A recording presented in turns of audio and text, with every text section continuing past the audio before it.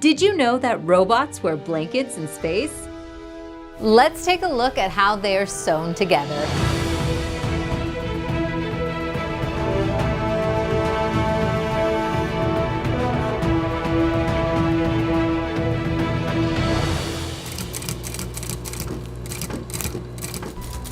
We call this the shield shop because the thermal control blanket shields the spacecraft against extreme hot and cold temperatures of outer space.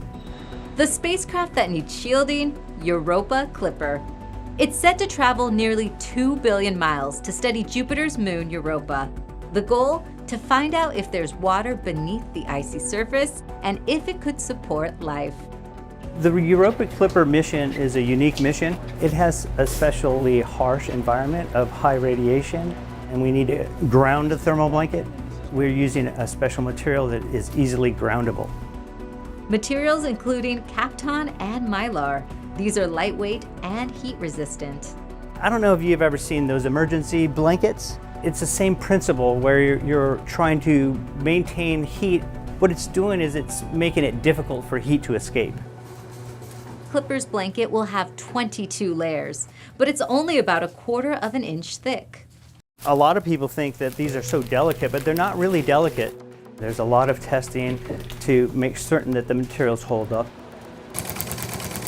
I'm kind of a spacecraft seamstress, so just like they have to fit particular bodies, I have to fit particular shapes. I make cozy winter jackets that keep them nice and warm. Well, the radiator was really tricky. Something that's like a simple cube is pretty easy, but when you start getting into really crazy geometries, you kind of have to fit it on there a few times before it's gonna be perfect.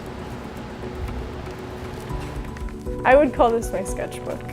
It's easier to draw something out on a small scale instead of drawing the whole thing out and then realizing a measurement is wrong. So it's helpful to have like a drawing and then notes that you can see all in one spot.